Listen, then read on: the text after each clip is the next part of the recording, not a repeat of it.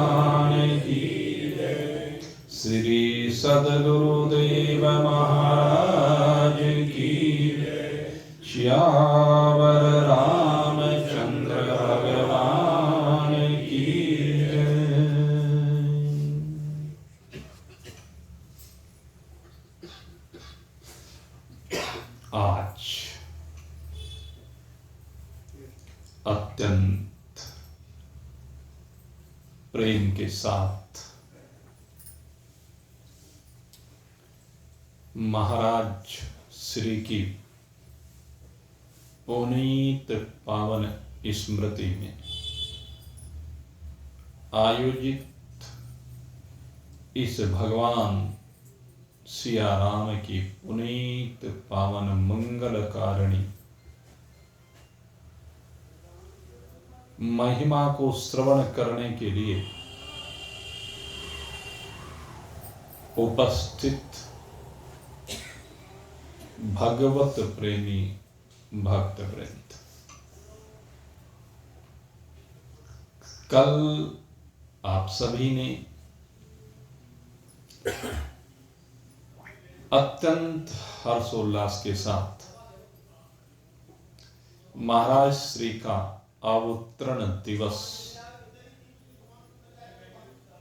बड़े प्रेम के साथ मनाया।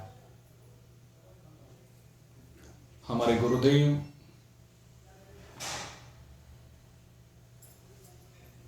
उनका स्मरण मात्र पावन करने वाला है। उनके स्मरण मात्र से जन्म जन्मांतर के किए हुए पाप ताप से सदा सदा के लिए मुक्ति प्राप्त हो जाती है। अगर श्रद्धा के साथ, विश्वास के साथ महान पुरुषों के चरणारविंदों में प्रणाम करके महान पुरुषों के दिल के साथ अपने दिल के तारों को जोड़ लिया जाए तो इससे बड़ी कृपा भगवान की कोई दूसरी इस मनुष्य शरीर में हो नहीं सकती। सबसे बड़ी कृपा तो भगवान ने सबसे पहले यह की है कि हमें मनुष्य का शरीर दिया है। कबहु करी कृपा नरतन देहि देत ईश बिन हेतु सनेहि। ये भगवान की सबसे पहली कृपा है। और फिर भगवान की दूसरी बड़ी कृपा कि संत विशुद्ध मिलावहि तेहि। जो भगवान के साथ अपने तारों को जोड़ते हैं, राम कृपा कर चितवहि जेहि शांत विशुद्ध मिलावहि तेहि।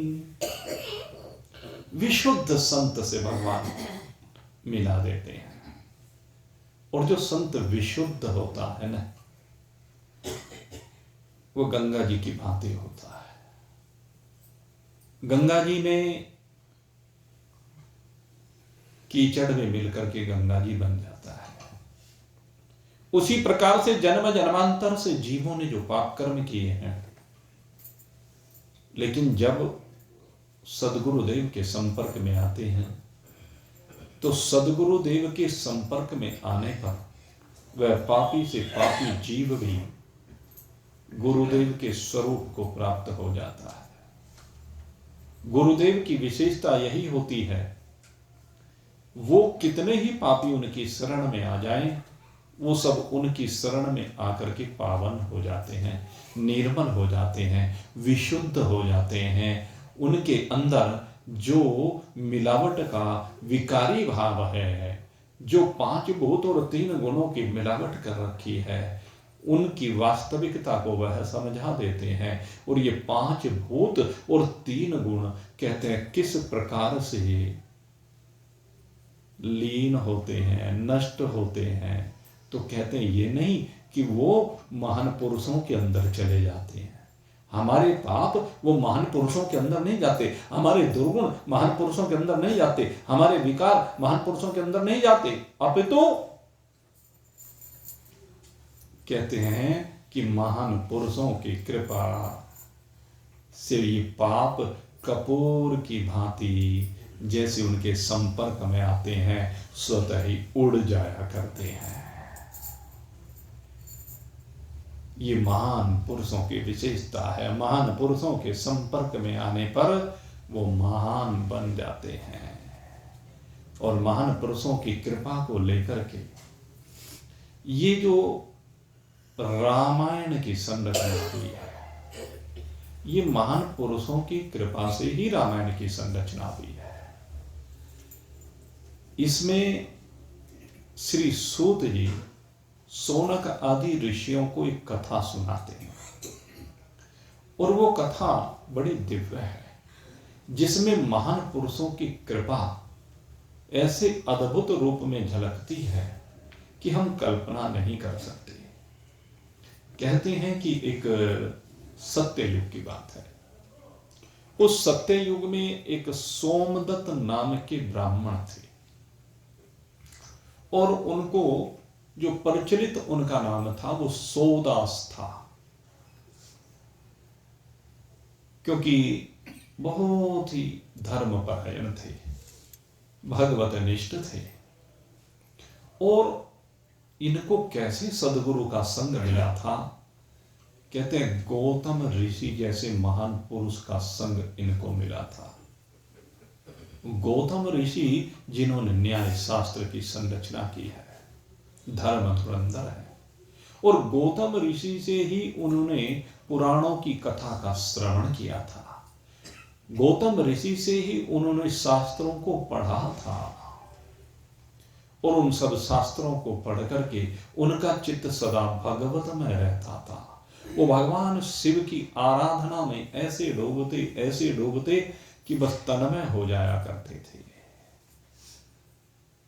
लेकिन एक बार की घटना है, एक बार भगवान सदाशिव की उपासना कर रहे थे, पूजा अर्चना कर रहे थे, कर्मकांडिक पूजा कह लीजिए चल रही थी, जिसको हम कहते हैं षोडशोपचार पूजन। तो षोडशोपचार पूजन में बैठे हुए थे वह सोदास जी, और उसी समय जब वह पूजन कर रहे थे तो पूजन करते करते बीच में उनके सदगुरुदेव गौतम जी का आगमन हो गया। और जब गौतम जी का आगमन हो गया, अब सोदास भगवान शिव की पूजा कर रहे थे। तो भगवान शिव की पूजा करते करते उन्होंने गुरुदेव को देख भी लिया, लेकिन गुरुदेव को देखने के बावजूद भी उस पूजा को करने के कारण से उन्होंने गौतम ऋषि को प्रणाम तक नहीं किया। पूजा को सर्वोपरि समझते हुए गुरु की अवहेलना की। लेकिन गौतम ऋषि के ऊपर कोई प्रभाव नहीं पड़ा, क्योंकि महान पुरुष तो निर्विकार होते हैं। वो मान सम्मान की अभिलाषा नहीं रखते। मान सम्मान की अभिलाषा तो सांसारिक प्राणी रखता है। सम्मान की इच्छा में मारा मारा फिरता है। सम्मान की इच्छा में मारा मारा फिरता है। सम्मान की रक्षा में पापों को सिर ढोता है। सम्मान की रक्षा में पापों को सिर ढोता है। चिंता की भट्टी में नहीं चैन नींद सोना, फिर मिलनी मुश्किल है।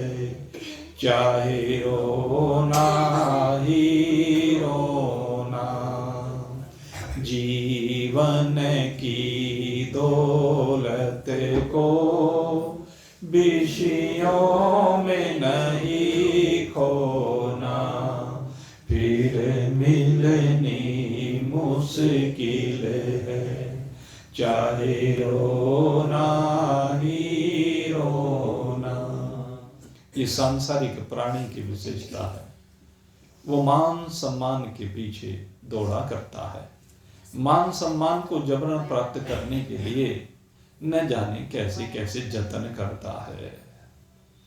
लेकिन गौतम ऋषि मान और अपमान की सीमा से परे हैं, क्योंकि जिनको अपने स्वरूप का बोध हो जाता है, जिन्होंने अपने आप को विशुद्ध आनंद रूप से अनुभूत कर लिया है, जिनका स्वरूप विशुद्ध आनंदमय है, जो सदैव अपनी चैतन्यता में विराजमान रहते हैं, उन महान पुरुषों के लिए ये मान और अपमान कुछ नहीं है। वो इन सब से बिल्कुल अछूते हैं, इनसे निर्लिप्त हैं, वो असंग हैं। इसलिए गौतम ऋषि ने कुछ ध्यान नहीं किया और उसकी पूजा अर्चना चलती रही।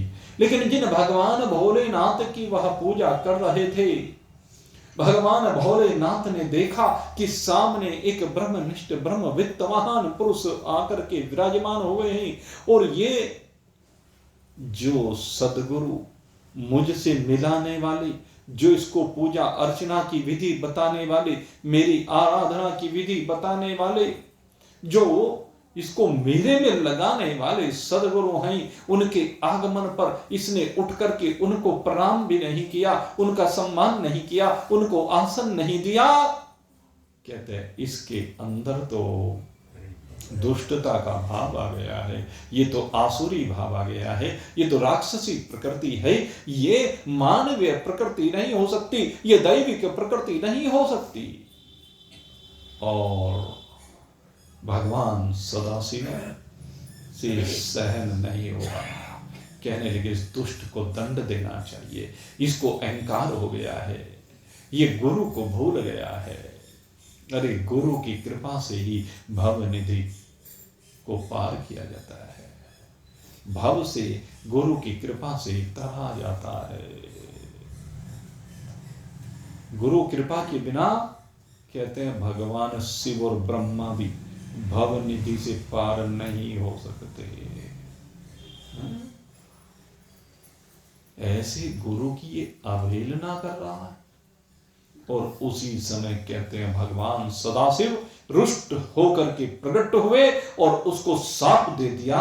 अरे दुष्ट, अरे पापी, सदगुरुदेव तेरे सन्मुख आए हैं और तू उनकी अवहेलना कर रहा है, जा करके भयंकर राक्षस हो जा। और जैसे ही सोदास ने सुना, कांपने लगा, भयभीत हो गया, कहने लगे त्राहिमाम त्राहिमाम त्राहिमाम। लेकिन भगवान सदाशिव तो रुष्ट हैं, वहीं पर अंतर ध्यान हो गई। गुरुदेव वही हैं, गुरुदेव ने देखा, वो गुरुदेव के चरणों में लेट गया। गुरुदेव क्षमा कीजिए, क्षमा कीजिए, मुझ पापी को, मुझ अधम को क्षमा कर दीजिए। मैं आपकी महत्ता को नहीं समझ पाया, मैंने भगवान के सामने आपको गौण समझ लिया। मैं इस बात को भूल गया कि भगवान से भी मिलाने वाले आप ही हैं। हे गुरुदेव, मुझे क्षमा कीजिए, मुझे साप मुक्त कीजिए।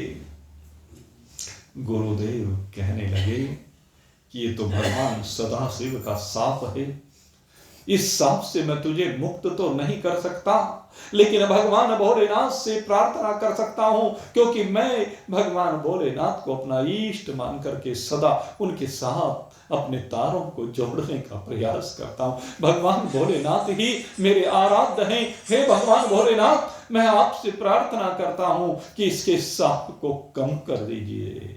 भगवान भोलेनाथ कहने लगे, गौतम, इसने इतना बड़ा अपराध किया है और तुम फिर भी इसके लिए प्रार्थना कर रहे हो। अरे इसने तुम्हारी अवहेलना की है, तुम्हारा सम्मान नहीं किया है। कहते हैं, प्रभु, इस शरीर का क्या सम्मान, ये शरीर तो विनाशी है, मैं सम्मान का भूखा नहीं हूं। प्रभु, मुझे सम्मान नहीं चाहिए, लेकिन मैं अगर जो चाहता हूं, हे प्रभु, वो कृपा मेरे ऊपर कर दीजिए। मैं अपने शिष्य का ये राक्षसत्व भी नहीं देख सकता। हे प्रभु, मुझे तो आपने इस काम के लिए नियुक्त किया है कि जो भी तुम्हारी शरण में आए, जो भी तुम्हारा शिष्यत्व स्वीकार करे, उसे भव से पार उतार दो। और प्रभु, ये दैत्यत्व को प्राप्त हो रहा है, इसकी वृत्ति दैविक से हट करके आसुरी बन रही है। प्रभु, ये मैं कैसे स्वीकार कर सकता हूं? प्रभु, मैं अपने किसी शिष्य की दुर्गति को देख नहीं सकता। हे भोलेनाथ, आप कृपा कीजिए और इसे साप मुक्त कर दीजिए। कि नहीं गौतम, दंड तो इसे मिलेगा, लेकिन इसके दंड को अब मैं कम कर देता हूं। जो तुम कहो तो इसका दंड कम किया जा सकता है। कि प्रभु, जैसा आप उचित समझे वैसा कीजिए, लेकिन प्रभु, इसे साप मुक्त करने का उपाय भी जरूर आपको बताना होगा। और जब इस प्रकार से गौतम ऋषि ने प्रार्थना की, भगवान सदाशिव ने कहा, अरे सोदास, जाओ, तुम 12 वर्ष के लिए भयंकर राक्षस बन जाओ। और उसके बाद भी तुम्हें उपाय बता रहा हूं। 12 वर्ष के बाद किसी महान पुरुष की शरण में जाकर के 9 दिन तक भगवान श्री राम की कथा का श्रवण कर लेना, भगवान श्री राम के नववाहन प्रायण में भाग ले लेना, तो तुम साप मुक्त होकर के पुनः अपने ब्राह्मणत्व को प्राप्त हो जाओगे। सोदास ने गुरु के चरणों में अपना माथा टेका और गुरु के चरणों में मस्तक नवा करके कहने लगे, गुरु देव, आपने इस दुष्ट को माफ कर दिया, आपकी कृपा से मैं साप से मुक्त भी हो जाऊंगा। 12 वर्ष का एक प्रारब्ध तो मुझे सहन करना पड़ेगा, लेकिन उसके बाद भी आपने कैसी कृपा मेरे ऊपर कराई है कि मुझे राम का संग मिलेगा। ये साप से बढ़कर है जो मुझे राम का संग मिले, राम कथा सुनने को मिलेगी। इससे बढ़कर मेरे लिए क्या हो सकता है? और वो सोदास बड़ा भयंकर राक्षस बन गया और राक्षस बनकर के राक्षसी कृत्य करने लगा, पशु पक्षियों को खाने लगा, यहां तक कि सांप बिच्छुओं तक को खाने लगा, मनुष्यों को खाने लगा। ऐसा भयंकर राक्षस आप कल्पना नहीं कर सकते। कहते हैं, जैसे आपने रामायण की कथा में कुंभकर्ण के बारे में सुना होगा कि कुंभकर्ण कैसा भयंकर राक्षस था। इसीलिए जब ब्रह्मदेव की उसने उपासना की तो सरस्वती आकर के बैठ गई बुद्धि पर, और जो चाहता था कि 6 महीने जागूं, 1 दिन सोऊं, तो उसको उल्टा मांगने पर विवश कर दिया कि 1 दिन जागूं, 6 महीने के लिए सोता रहूं, इतना सोऊं, इतना आराम मिले, ऐसा कुंभकर्ण ने माना था। लेकिन यहां पर ये राक्षस उस कुंभकर्ण से कम नहीं है। कहते हैं कि 6 महीने के अंदर 100 योजन तक के भूभाग को निर्जन कर दिया। उस 100 योजन तक के भाग में, 1 योजन कितना होता है? 4 कोस का 1 योजन होता है, यानी 8 किलोमीटर समझ लीजिए। यानी 800 किलोमीटर तक के भूभाग को खा करके इसने निर्जन कर दिया। 800 किलोमीटर तक का भूभाग 6 महीने में खा गया। ना उसने पशु छोड़ा, पक्षी छोड़ा, न उसने सांप छोड़े, न बिच्छू छोड़े, न मनुष्य छोड़े। पशु पक्षी कीट पतंग जो भी कुछ खाने को मिला सब खा गया। ऐसा भयंकर राक्षस ये हुआ। और 6 माह में उस भूभाग को खाने के बाद दूसरे भूभाग में जाने लगा। इसी तरह से होते होते उसने सर्वत्र त्राही त्राही मचा डाली। और जिस वन में वो चला जाए वहां से सब ऋषि मुनि संत जो भी लोग वहां पर रहते सब वहां से भाग भाग करके अपनी जान बचाने का प्रयास करते। होते होते ऐसे ही कहते हैं उसके 12 वर्ष का समय व्यतीत हो गया। और जब 12 वर्ष का समय व्यतीत हुआ तो 12 वर्ष के बाद कहते हैं एक बार की बात है कि नर्मदा नदी के तट पर, नर्मदा जो भगवान शिव की पुत्री कही जाती है, अमरकंटक एक जगह है जहां से उद्भव हुआ है इस नर्मदा का। और नर्मदा की महिमा असीम है। नर्मदा की परिक्रमा का भी विधान कर्म कांड में हमारे यहाँ वर्णित है। और ये भाई सौभाग्य मिला है हमारे शिव कुमार को, अभी पीछे नर्मदा की परिक्रमा करके कई हजार किलोमीटर की ये आए हैं। तो ऐसी पुनीत पावन नर्मदा नदी के तट पर कहते हैं कलिंग देश में जिनका अवतरण हुआ था, ऐसे एक गर्ग नाम के ब्राह्मण, हमारे यहाँ गर्ग नाम के जो ब्राह्मण हैं वो बड़े प्रसिद्ध हुए हैं। उनकी महिमा बड़ी दिव्य हुई है। और हमारे यहाँ तो एक गर्ग गोत्र भी है, इसीलिए उन्हीं की कृपा से ये गर्ग गोत्र है। तो वो गर्ग नाम के ब्राह्मण, और ये गर्ग नाम के ही आपको बता दें महर्षि गर्ग भगवान श्री कृष्ण के पुरोहित हैं। इसलिए मैं कहता हूं उनकी बड़ी महिमा है। जिनको भगवान के पुरोहित बनने का सुअवसर मिला, या तो भगवान श्री राम के पुरोहित बने हैं गुरुदेव वशिष्ठ की, और भगवान श्री कृष्ण के पुरोहित बने हैं महर्षि गर्ग जी। और महर्षि गर्ग जी ने ही महाराजा अग्रसेन जी को अग्रवंश का पुरोहित बनाया। जैसे इक्ष्वाकु वंश के पीढ़ी दर पीढ़ी पुरोहित रहे हैं मुनि वशिष्ठ जी, इसी प्रकार से हमारे अग्रवंश के जो पुरोहित पीढ़ी दर पीढ़ी रहे हैं वो महर्षि गर्ग ही हैं। महर्षि गर्ग भगवान श्री कृष्ण के वंश के भी पीढ़ी दर पीढ़ी पुरोहित हैं। तो उन्हीं के वंश में शायद इनका अवतरण हुआ होगा। कहते हैं कलिंग देश में इनका अवतरण हुआ। महर्षि गर्ग के नाम से प्रसिद्ध ये ब्राह्मण हैं। तो कहते हैं एक बार की बात है, इसने नर्मदा के तट पर उन ब्राह्मण को देखा, और उन ब्राह्मण को देख करके अब ये तो राक्षस है और ये तो नरभक्षी राक्षस है। इसने देखा उन ब्राह्मण को और ब्राह्मण को खाने के लिए दौड़ पड़ा, क्योंकि इसको तो जो भी देख जाए उसी को खाता था। रावण की संस्कृति यही है। जिस समय भगवान श्री राम वनवास में गए तो वनवास में जाने पर ऋषि मुनियों ने यही तो दिखाया था, हड्डियों के पहाड़।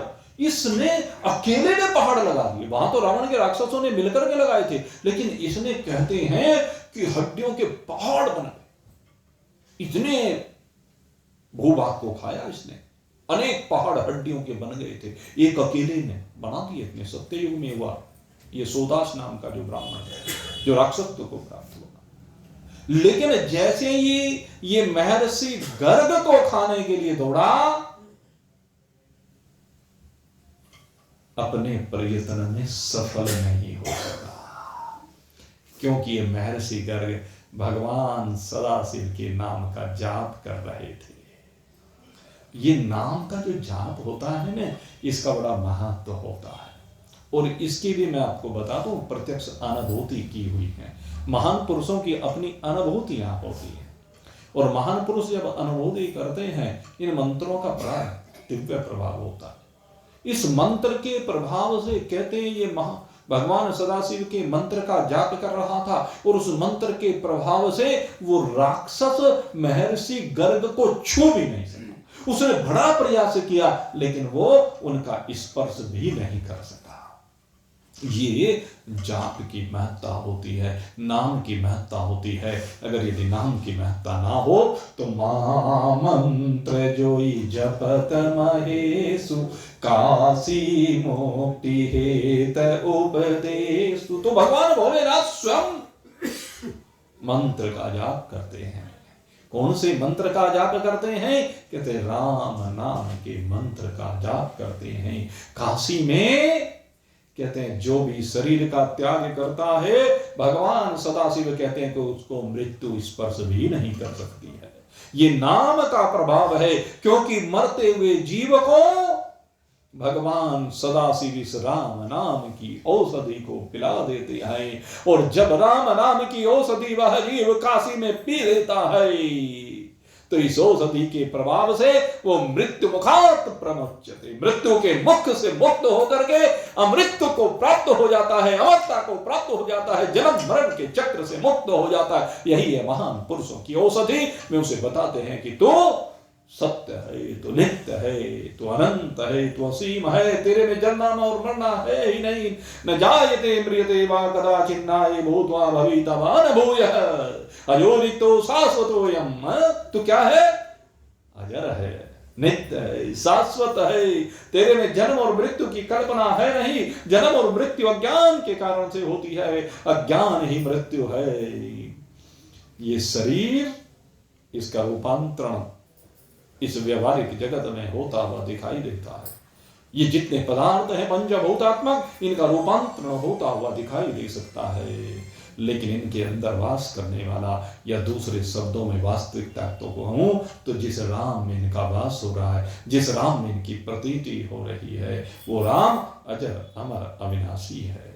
वो राम हम सब की एक वास्तविकता है। वो राम ही सब जगत के कण कण में बस करके सबको अस्तित्व दे रहा है। प्रत्येक पदार्थ का अगर अस्तित्व है तो राम से है। आपके वस्त्रों का अस्तित्व है तो राम से है। आपके भोजन का अस्तित्व है तो राम से है। आपके शरीर का अस्तित्व है तो राम से है। आपका जो भी कुछ आप मानते हैं, देखते हैं, गो गोचर जहां लग मन जाई, जहां तक भी आपकी दृष्टि जा सकती है, कहते हैं वो सब का सब राम से संयुक्त है, राम रूपी है, राम से भिन्न कुछ नहीं है। चराचर जगत में एक राम को देखना ही इस जीवन का उद्देश्य होता है, और महान पुरुष यही दिखाते हैं।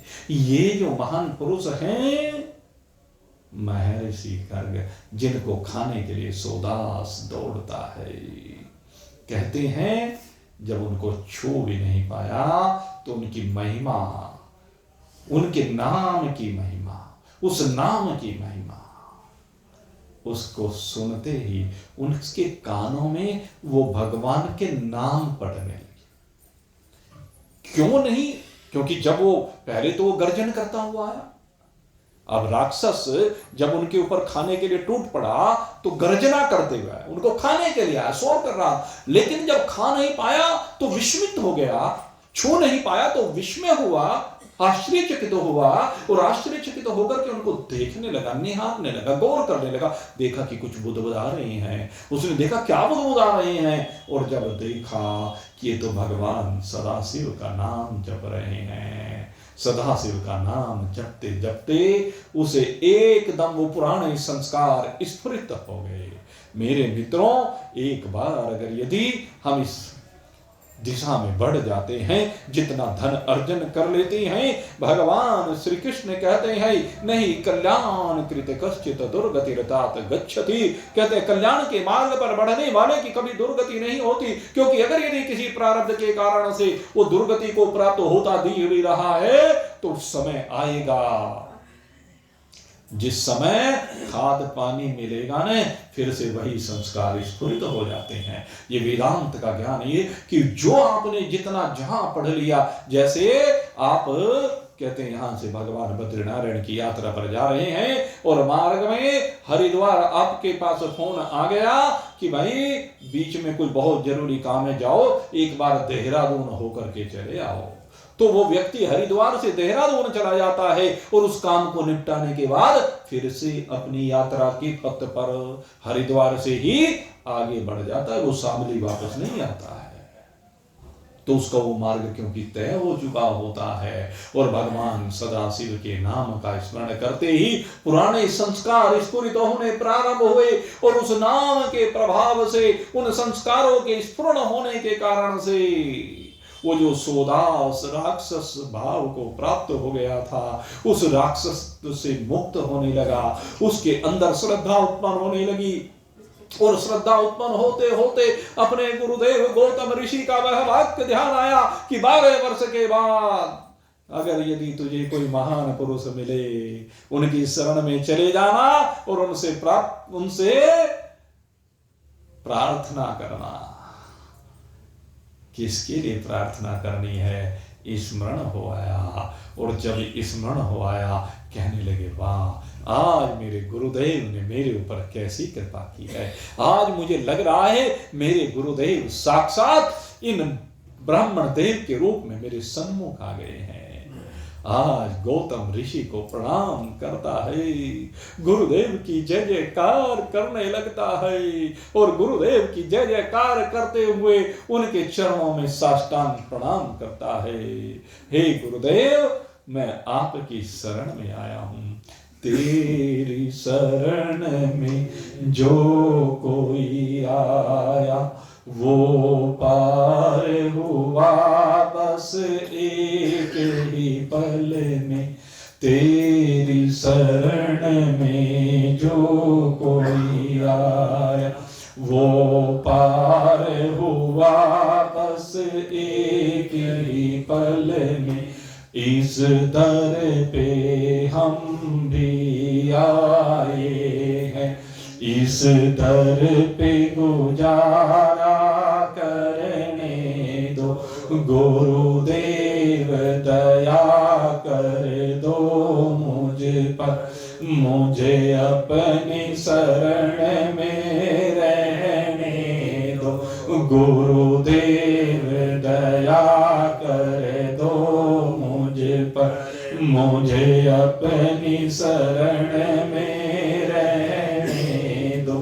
सर पे छाया घोर अंधेरा, सूझत नाही राह कोई। सर पे छाया घोर अंधेरा, सूझत नाही राह कोई। ये नैन मेरे और जोत तेरी, ये नैन मेरे और जोत तेरी। मुझे भव सागर से तरने दो। गुरुदेव दया कर दो मुझ पर, मुझे अपनी शरण में रहने दो।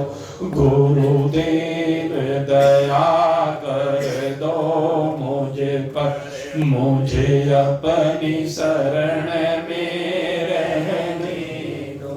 वो सोदास उनके चरणों में लेट जाता है। आंखों से आंसुओं की धारा प्रवाहित होने लगती है। इतना रोया है, इतना रोया है अपने पापों का स्मरण कर करके कि मैंने कितने पाप किए हैं, कितनी दुष्टता मैंने किया है, कितने ऋषि मुनियों को खा गया, कितने ब्राह्मणों को खा गया, कितने पशु पक्षी कीट पतंगों को मैं खा गया। मैं कितना दुष्ट हूं, कितना पापी हूं। मेरे पाप क्षमा के योग्य तो नहीं है, लेकिन हे सदगुरुदेव आप तो दयालु हैं, कृपालु हैं। जो भी आपकी शरण में आ जाता है आप उसे पार कर देते हैं। आज मैं प्रारब्ध के कारण से इन पापों से अब मुक्त होना चाहता हूं। प्रभु मेरे ऊपर दया कर दीजिए। मेरे गुरुदेव ने मुझे आज्ञा दी थी कि जब किसी सदगुरुदेव का मिलन हो जाए, जब किसी महान पुरुष का मिलन हो जाए, तो उस समय से प्रार्थना कर लेना। क्या प्रार्थना करना चाहते हो कि हे गुरुदेव मेरे ऊपर कृपा कीजिए। मुझे भगवान सदाशिव ने साथ दिया था और गुरुदेव ने मुक्ति का उपाय बताया था। मैं भगवान श्री राम की उस दिव्य गाथा का श्रवण करना चाहता हूँ, जिस गाथा का श्रवण करने से मैं साप से मुक्त हो जाऊं। हे प्रभु मेरे ऊपर कृपा कर दीजिए। और जैसे ये कहा, महर्षि गर्ग ने कहा कि ठीक है, तुम्हारा स्वागत है, आओ बैठो।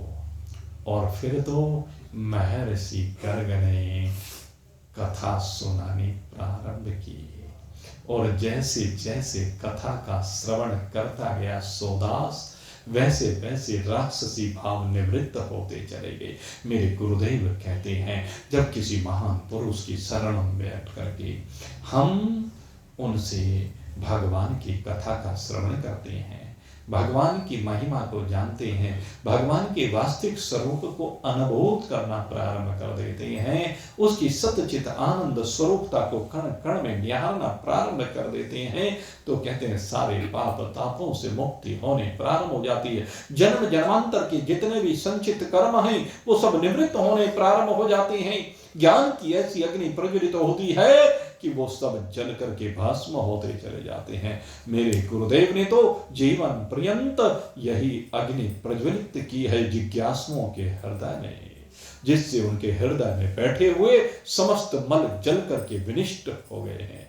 मेरे गुरुदेव की कृपा सब भक्तों पर समान होती, लेकिन मेरे मित्रों, जो महान पुरुषों की शरण में आकर भी श्रद्धा और विश्वास से संयुक्त नहीं होते हैं, उनके ऊपर वो कृपा नहीं हो पाती, उतनी मात्रा में नहीं हो पाती। कृपा तो होती है लेकिन उतनी मात्रा में नहीं हो पाती, क्योंकि उनकी ग्राह्य क्षमता उतनी नहीं होती है। इसलिए कहते हैं कि सदगुरुदेव की शरण में आप जाएं तो श्रद्धा और विश्वास के साथ जाएं, क्योंकि श्रद्धा और विश्वास कोई दूसरे नहीं है। नमामि भवानी शंकरहु श्रद्धा विश्वास रूपिणहु। नमामि भवानी शंकरहु श्रद्धा विश्वास रूपिणहु। मैं उन भगवान सदाशिव और मां भवानी की वंदना करता हूं। भवानी जो शक्ति रूपा है, जो आपके अंदर वो शक्ति प्रदान करती है, जिससे आपकी ज्ञानेन्द्रिय कर्मेंद्रिय अंतःकरण इस ज्ञान को ग्रहण कर पाता है। या देवी सर्वभूतेषु विद्यारूपेण संस्थितः नमस्तस्यै नमस्तस्यै नमस्तस्यै नमो नमः।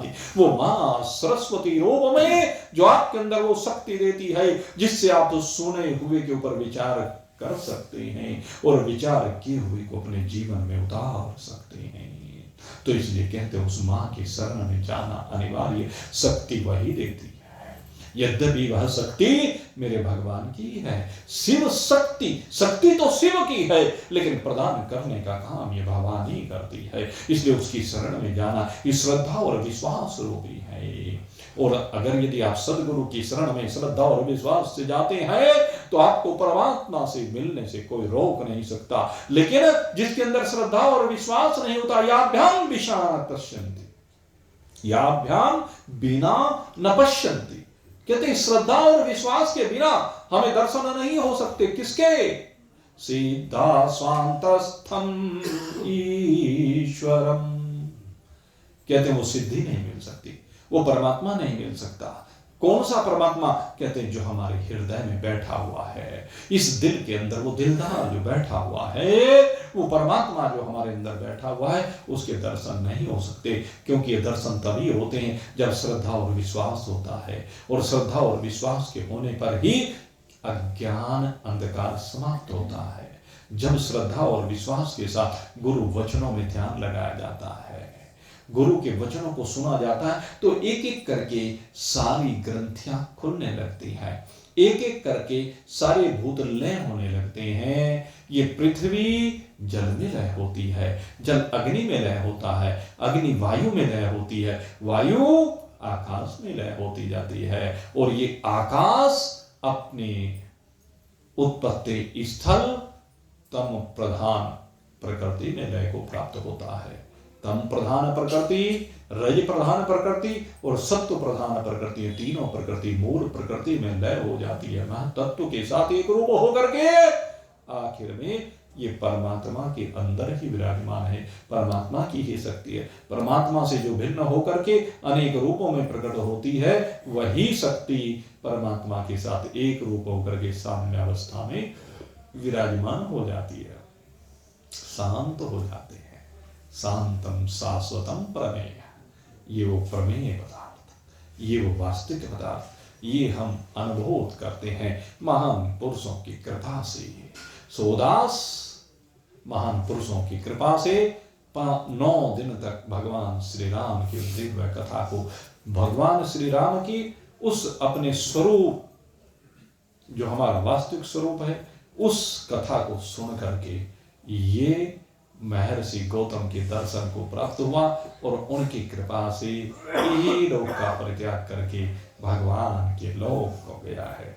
ये दिव्य महात्मा सूत जी ने सोनक आदि ऋषियों को सुना कि इस राम कथा की कितनी महत्ता है। रामायण कल हम आपसे चर्चा कर रहे थे। रामायण, रामायण क्या है? मैंने कहा ये सीता जी की कथा है। सीता जी की कथा, कौन सी कथा? कहते उनकी व्यथा। पहले क्या है? व्यथा है, लेकिन वो व्यथा भी कथा बन जाती है। कब व्यथा कथा बन जाती है? जब सीता जी राम को अपने हृदय में धारण करके रखती है, और वो सदा ही राम जी को अपने हृदय में धारण किए रखती हैं। इसलिए जब व्यथा आती है तो व्यथा भी कथा बन जाती है। मेरे मित्रों, भगवान श्री राम से जब श्री हनुमंत लाल जी का मिलन हुआ, तो भगवान ने हनुमान जी से कहा कि अपनी कथा सुनाओ। कहने लगे, प्रभु क्या कह रहे हो? अरे इस जीव की कथा कहाँ होती है? इस जीव की तो व्यथा होती है, हमारी तो व्यथा है, कथा तो प्रभु आपकी होती है। कहते नहीं, कथा तो हनुमंत लाल तुम्हारी ही है।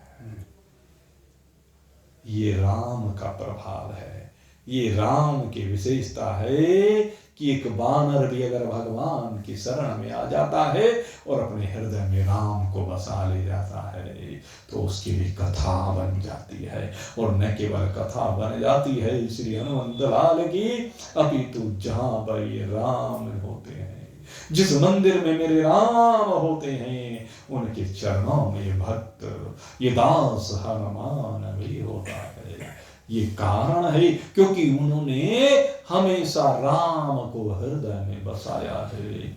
जीवन पर्यंत जब से राम जी का मिलन हुआ है, हनुमान जी बस राम काज करिबे को आतुर, क्या है? सदा राम जी का कार्य करने के लिए उत्सुक रहते हैं, आतुर रहते हैं, आकुल व्याकुल रहते हैं।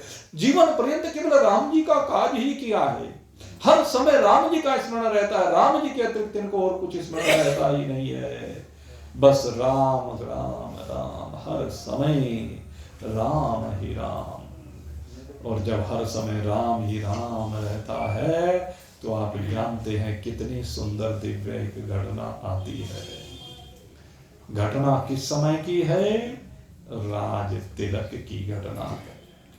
जब भगवान श्री राम का राज तिलक होने जा रहा था, तो भगवान श्री राम के राज तिलक के समय भगवान ने देखा हनुमान जी चरणों में बैठे हैं। जो भी काम हो हर काम में हनुमान जी आगे, सब काम को हनुमान जी करते हैं। और सीता मैया ने देखा, देख करके सीता मैया कहने लगी, प्रभु ये हनुमान जी देखो कैसे आगे पीछे हर समय लगे रहते हैं, हर समय सेवा में लगे रहते हैं। अगर सेवा का धर्म सीखना है तो राम इस हनुमान से सीखो। कहते हैं प्रभु इसको कुछ देना चाहिए।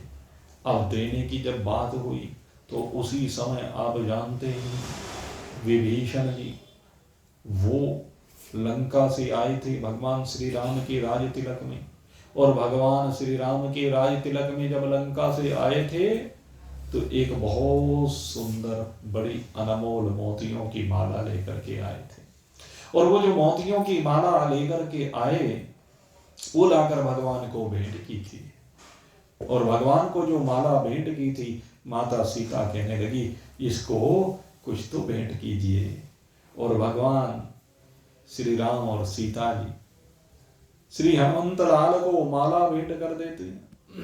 अब जब माला को भेंट की तो माला के मनकों को देखने लगा, एक एक करके मनकों को देखे जा रहे हैं। हनुमान जी एक एक मनके को देखते हैं और एक एक मनके को देखते देखते देखते पता नहीं सोच रहे हैं सब क्या देख रहा है, आखिर ये देखना क्या चाह रहा है। और जब देखते देखते आखिर उसे कुछ दिखाई नहीं दिया तो आखिर सोचा कि हो सकता है इन मोतियों के अंदर हो। तो उसने दांत से एक मोती को तोड़ा और जब दांत से एक मोती को तोड़ा तो विभीषण जी का दिल टूट गया कि कितने प्रेम के साथ ला करके प्रभु को ये माला भेंट की थी।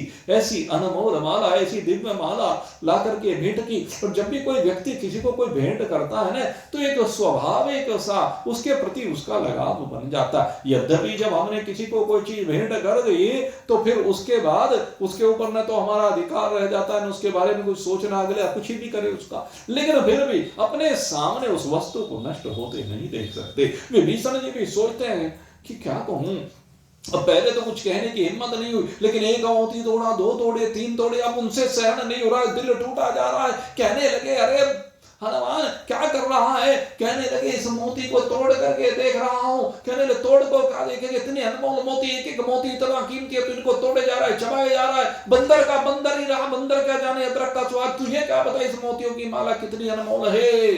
कहने लगे होगी ये कीमती अनमोल होगी, तेरे लिए होगी विभीषण, मेरे लिए इसका कोई मोल नहीं है। क्या कह रहा, इसका कोई मोल नहीं? हाँ ये तो पत्थर के टुकड़े हैं, मिट्टी है, समलोष्ठा समकांचना। अभी आपको उपदेश दिया था भगवान ने, समलोष्ठा समकांचना। कहते हैं जो कांच में भी, लोहे में भी, सोने में भी, मिट्टी में भी समदृष्टि वाले हैं, वो तो उस पत्थर में कुछ देखना चाह रहे हैं। कहने लगे अरे तू इसमें से क्या निकालना चाहता है? कहते मैं कुछ देखना चाहता हूँ। कहते क्या देखना चाहता है? कहते मैं इसमें अपने बैठे हुए प्रभु राम और सीता जी को देखना चाहता हूँ। तो सीता राम को इन मोतियों में देखना चाहता है कि हाँ मेरे लिए वही वस्तु कीमती है जिसमें मेरे सीता राम का वास हो, और जिसमें सीता राम का वास नहीं वो मेरे किसी काम का नहीं।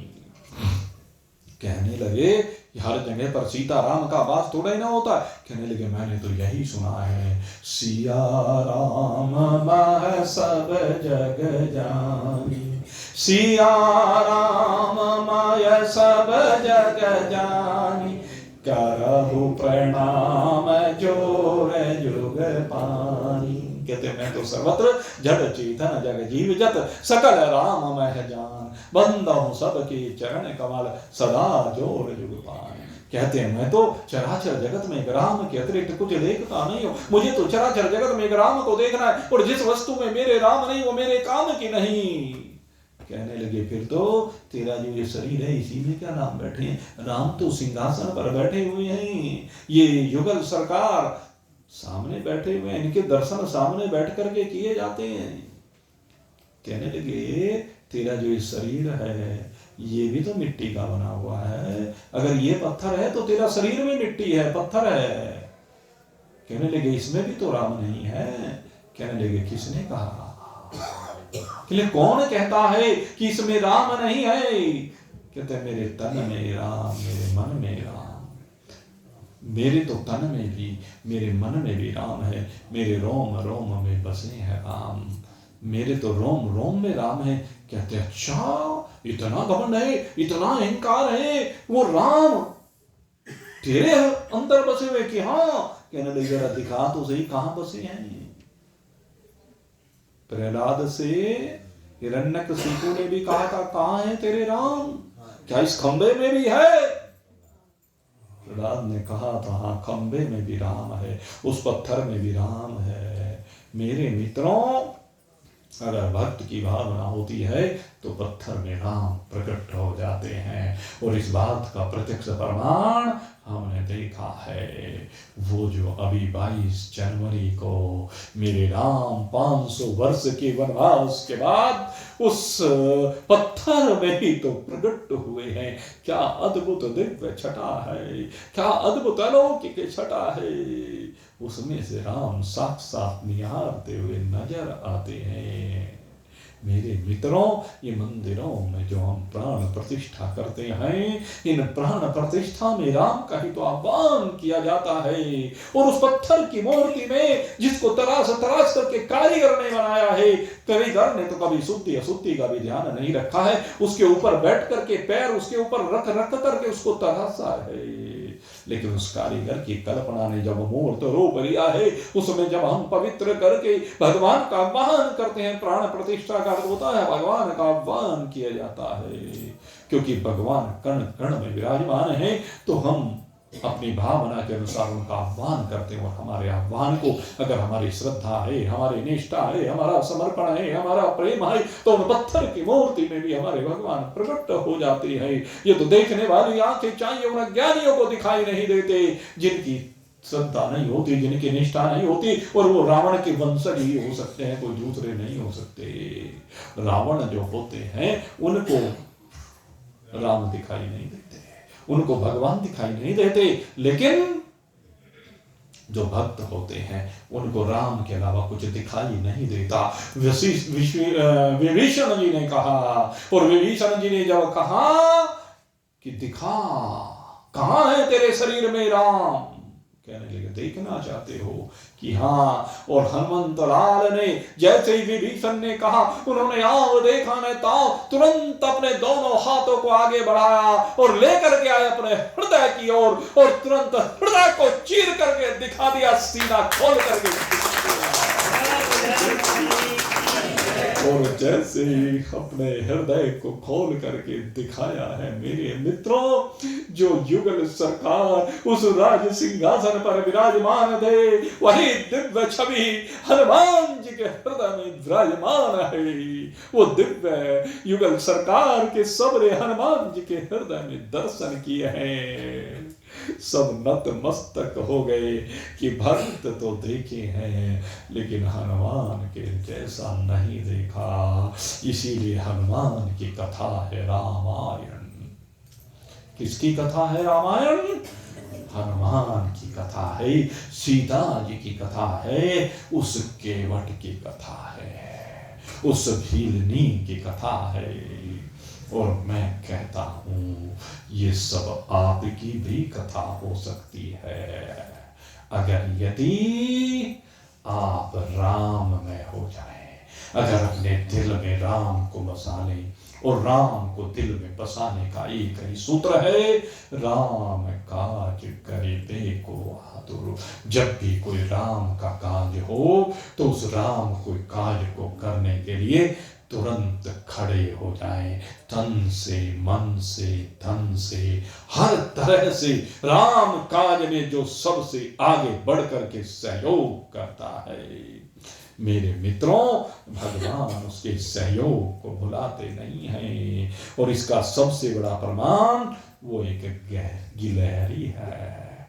जब राम सेतु का निर्माण हो रहा था तो देखा वो गिलहरी बार बार समुद्र के जल में अपने शरीर को गीला करके रेत में जाती है, रेत चिपकता है, रेत को झाड़ती है, फिर से जाती फिर से आती कि इस जब राम जी का काज हो रहा है तो मेरी भी आहुति समर्पित होनी चाहिए। मेरे मित्रों, ये भाव जो गिलहरी का भाव है, ये हम सबका भाव होना चाहिए।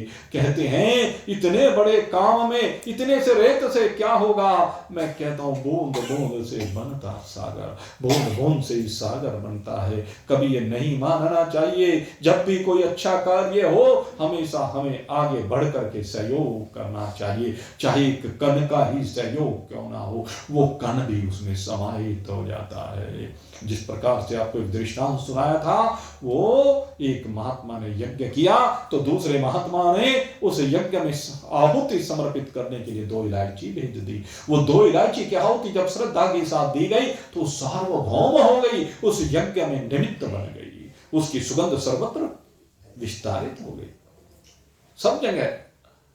चिंतन करके देखो मेरे मित्रों, इसलिए कहते हैं राम काज करे को आतुर। आप भी अगर राम काज करने के लिए सदा आतुर रहते हैं, केवल राम का नाम लेने से काम नहीं चलेगा। हनुमान जी विभीषण से यही कहते हैं, तू राम का नाम तो लेता, राम का काज नहीं करता है, क्या करूं?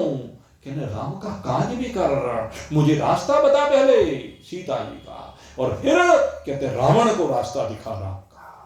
ये राम का काज है। आप स्वयं तो श्रवण कर लें, लेकिन मेरे मित्रों स्वयं श्रवण करने से केवल काम चलने वाला नहीं, जो श्रवण किया उसे दूसरे को भी सुनाइए। आप अपना जीवन बदल रहे हैं तो दूसरे का भी बदलिए। जो शुभ कार्य आपको लग रहा है तो दूसरे से भी कराइए, जो आपके संपर्क में, आपके परिवार में, आपके रिश्तेदार हैं, मित्र हैं, आपके भाई बंधु कुटुंब कबीला है, जो भी आपके मिलने वाला कोई भी हो, कहते हैं उसको भी तो राम काज में लगाइए, सबको राम काज में हेतु बनाइए। और जब सब राम काज में हेतु बनेंगे तो सबके हृदय में राम का आयन होगा और उनका जीवन रामायण संयुक्त हो जाएगा।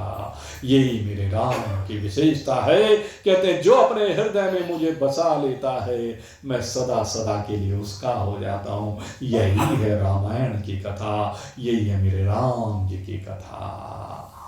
राम जी तो सदा सर्वत्र समान रूप से विद्यमान हूं, इसलिए मैंने कहा ये राम की कथा नहीं। राम की कथा नहीं का मतलब ये कथा राम के वास करने की कथा है, दिलों में राम को बसाने की कथा है। अपने दिलों में राम को बसाइए तो आपकी व्यथा कथा बन जाएगी। मेरे राम की कथा हनुमान की कही जाती है क्या? लेकिन राम कथा में तो हनुमान जी मुख्य पात्र हैं। कथा सीता जी की कही जाती है क्या? लेकिन सीता जी तो उसकी नायिका है। मैं नायिका क्या कहूँ, वो तो समाई हुई है, सर्वशक्तिमान है भाई, एक अभिनय करने के लिए, लीला करने के लिए। लेकिन जब हम किसी ग्रंथ की बात करते हैं तो कहा जाता है वो कथा केवट की है क्या? लेकिन केवट की कथा है, वो सुग्रीव की कथा है, वो विभीषण की भी कथा है, सब उसमें शामिल है। तो मेरे मित्रों इस रामायण में आप भी अपने आप को शामिल कर लीजिए, भले ही पर्दे के पीछे हो। वो भील करात जो भगवान के वनवास में सहयोगी बने, जिन्होंने लाला करके, आप चिंतन करके देखें 14 वर्ष भगवान वन में रहे तो भगवान के लिए भोजन कौन लेकर के आया? वो लेकर के आए भील किरात जो वनवासी थे, जो आदिवासी थे, जो वनों में रहते थे, जो संत महात्मा। भगवान ने सबका भोग लगाया।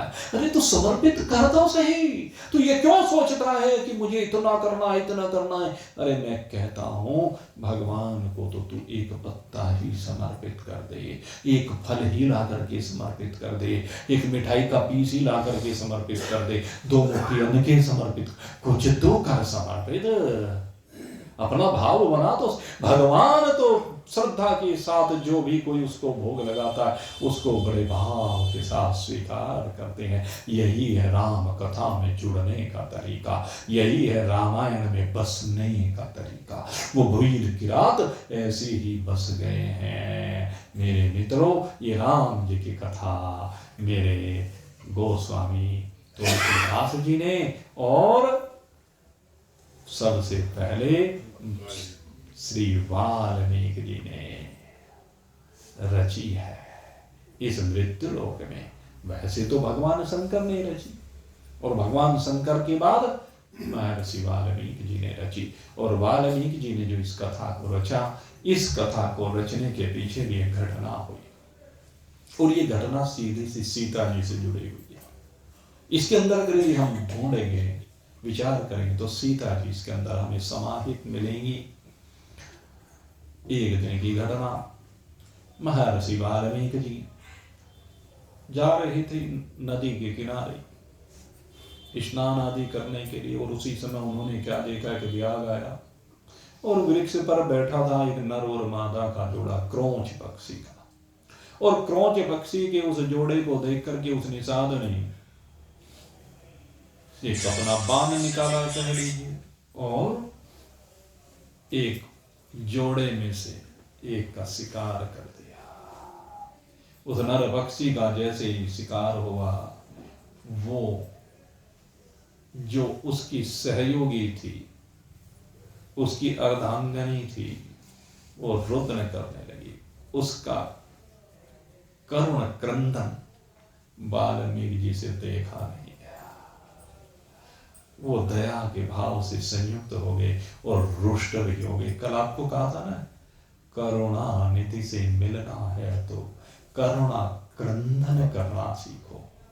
उस क्रोंच पक्षी के लिए उसकी माता पक्षी ने करुण क्रंदन किया, और देखो ये करुण क्रंदन ही रामायण का आधार बन गया।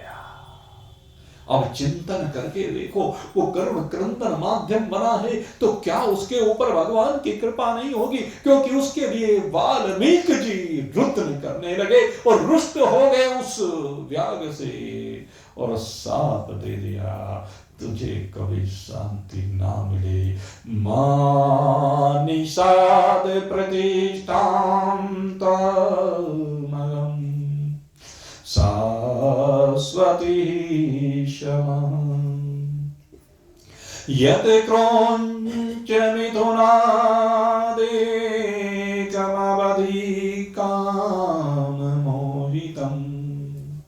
अरे इन अच्छे भले खेलते क्रीड़ा करते हुए पक्षियों को देख करके तुझसे इनकी हंसी देखी नहीं गई, तुझसे इनका खेल देखा नहीं गया, तुझसे इनका प्रेम देखा नहीं गया। अरे दुष्ट पापी, जहां तुझे कभी शांति ना मिले।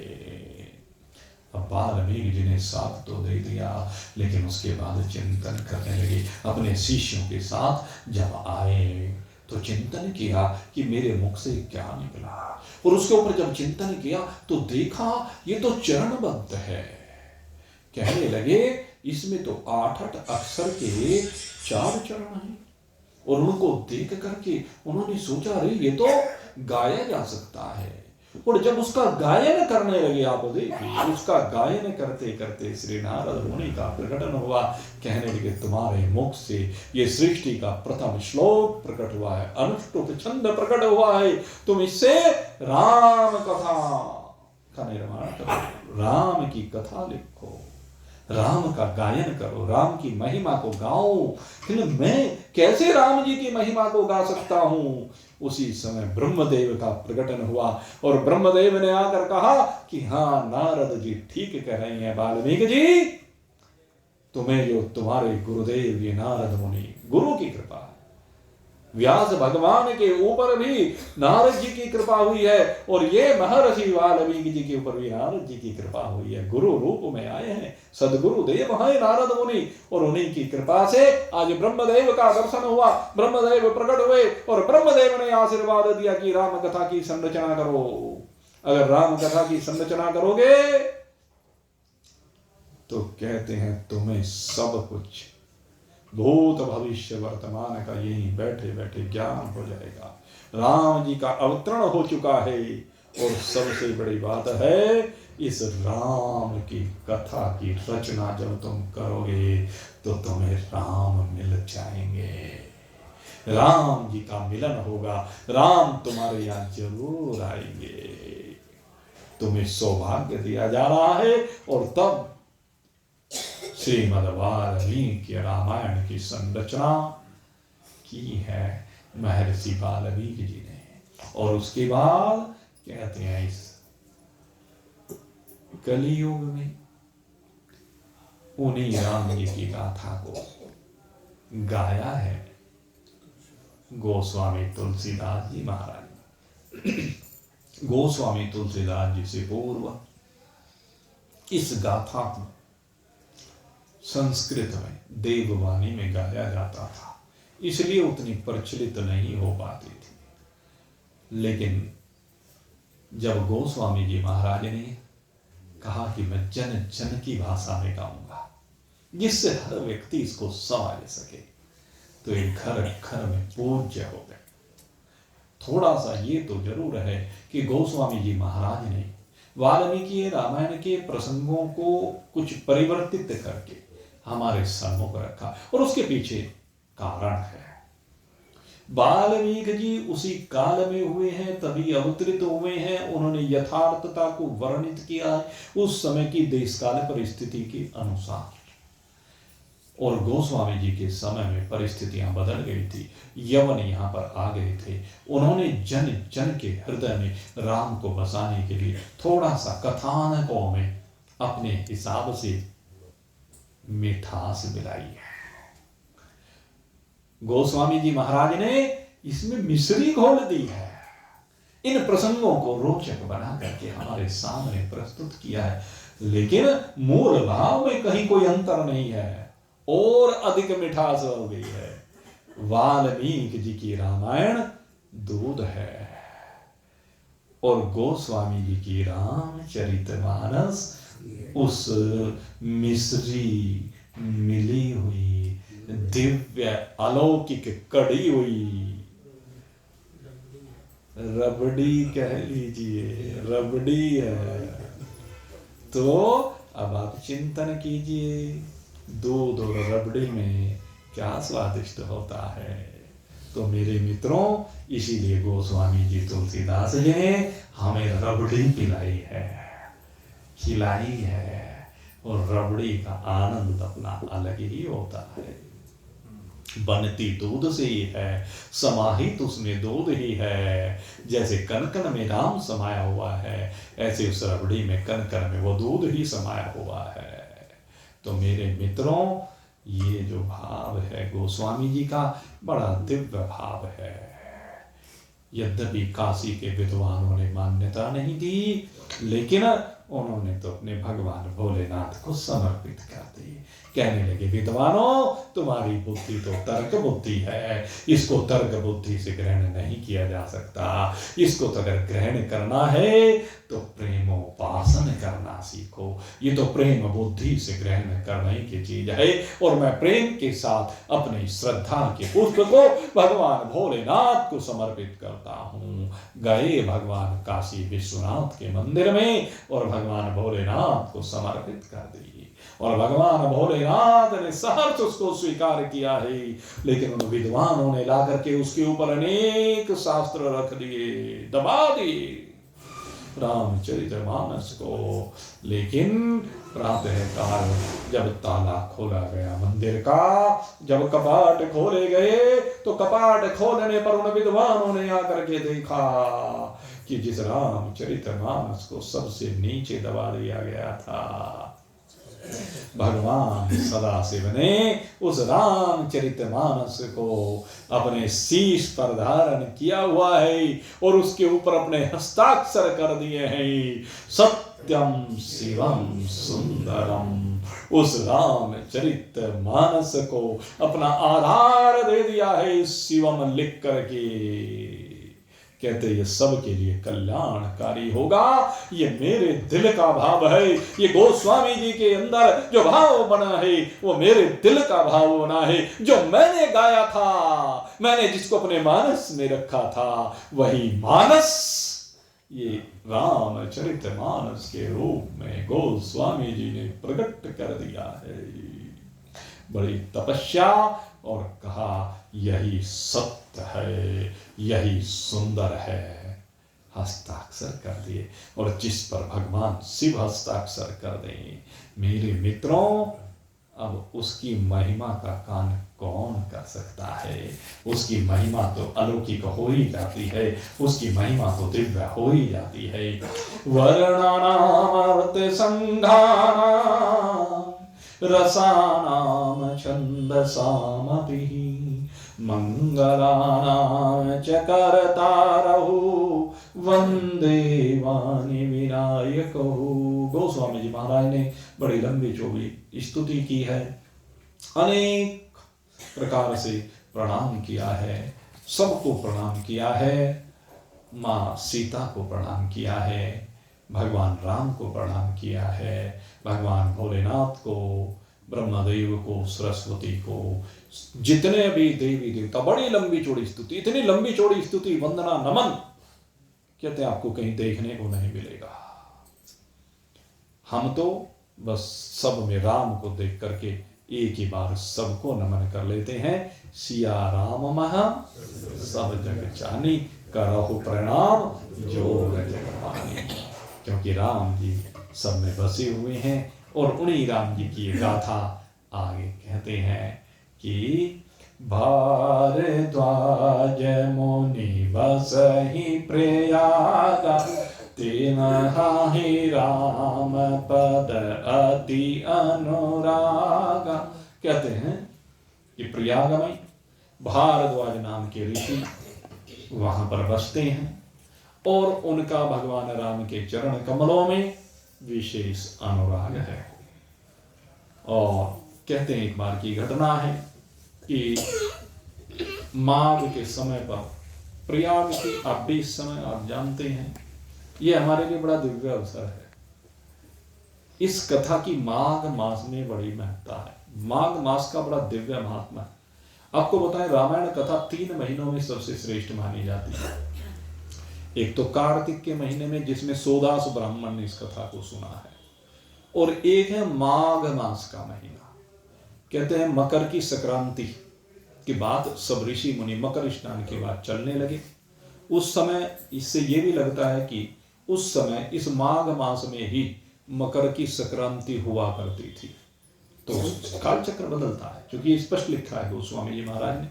तो उस समय जब सब ऋषि मुनि जाने लगे, तो उस समय उन्होंने देखा कि वहां पर उनके यहाँ पर बड़े दिव्य मुनि आए हुए हैं। कौन से? जाग बलिक मुनि परम विवेकी, भारद्वाज राखे पद टेकी। याज्ञवल्क्य नाम के एक बड़े प्रसिद्ध विवेकी मुनि हुए हैं, महर्षि याज्ञवल्क्य जी, जो महाराज जनक की सभा की शोभा को बढ़ाते थे। भारद्वाज जी ने उनको देखा, वो भी चलने के लिए तैयार हैं। तो भारद्वाज जी आए और आकर के उनके चरणों में प्रणाम किया। प्रभु आप क्यों जा रहे हैं? कहते हैं मैं तो व्यवस्थाओं के चक्कर में लगा रहा इस माघ स्नान के समय में, प्रभु अब आप मेरे ऊपर कृपा कर दीजिए। कहते हैं मेरे मन में एक संशय है, हे प्रभु आप मेरे उस संशय को दूर कर दीजिए। कहने लगे क्या संशय है? नात एक संशय बड़े मोरे, करगत वेद ताक सब तोरे, राम नाम कर अमित प्रभाव, संत पुराण उपनिषद गाव। कहते हैं प्रभु राम जी को लेकर के एक संशय है, जिन राम का अमित प्रभाव है, कहते हैं जिनका बखान उपनिषदों ने अनेक अनेक रूप में किया है, कहते उन राम को लेकर के मेरे मन में एक संशय है। एक राम अवधेश कुमारा, तीन कर चरित विदित संसारा, नारी बिरह दुख लहु अपारा, भयहु रोष रण रावण मारा। चले हम उन राम के चरित्र को सब जानते हैं कि महाराज दशरथ के यहाँ अवतरित होकर के जिन्होंने अनेक अनेक चरित्र किए हैं। और वही राम एक नारी के विरह में असीम दुख को प्राप्त करते हैं और फिर क्रोधित होकर के रावण का वध करते हैं। हे प्रभु, मैं उस राम के चरित्र को समझ नहीं पाया, उनको लेकर के संशय ग्रस्त हूं और मेरे उस संशय को दूर करने में आप ही समर्थ हैं। इसलिए मैं चाहता हूं आप मुझे राम जी के चरित्र की उन दिव्य रहस्यों को मेरे सामने प्रकट कर दीजिए। जब इस प्रकार से कहा, जागवल्क्य जी बड़े प्रसन्न हुए और कहने लगे कि ऐसा ही संशय एक बार भवानी ने किया था और उसको, उस संशय को निवृत्त करने के लिए ऐसे ही संशय कीन भवानी, महादेव तब कहा बखानी। कहते हैं ऐसा ही संशय जब पार्वती जी ने किया था तो महादेव जी ने उनको जो कहा था वही मैं कहता हूं। देखो, सबसे बड़ी विशेषता है महान पुरुषों की, वो कोई भी ये नहीं कहता कि मैं कह रहा, सब एक दूसरे को। तो जो भगवान शिव ने कहा वो कथा अब सुनाने जा रहे हैं और वो कथा भगवान शिव से ही संबंध रखती है। एक बार त्रेता युग माही, शंभु गए कुंभ ऋषि पाई, संग सती जग जननी भवानी, पूजे ऋषि अखिलेश्वर जानी। कहते त्रेता युग की घटना बताता हूं, जिस समय सती के साथ भगवान सदाशिव का विवाह हुआ और उसके बाद भगवान सदाशिव ने उनको वेदों का ज्ञान दिया, बहुत शास्त्रों का ज्ञान दिया, लेकिन सती की समझ में नहीं आया। और जब सती की समझ में नहीं आया तो भगवान सदाशिव ने विचार किया कि मेरी पत्नी अज्ञानी नहीं रहनी चाहिए, इसको ज्ञान होना चाहिए, तो इसको किसी सदगुरु की शरण में लेकर जाऊं। देखो, भगवान भी गुरु की शरण में लेकर जाते हैं अपनी पत्नी को, और गुरु के पास आज ऊपर से नीचे भगवान आ रहे हैं। अब सती का प्रवेश हो रहा है, सती के प्रवेश के साथ ही ये राम कथा का प्रारंभ होने जा रहा है। और पहले सती जी का प्रसंग है, कथा तो राम जी की करनी है, लेकिन पहले भगवान सदाशिव सती की कथा सुनाते हैं।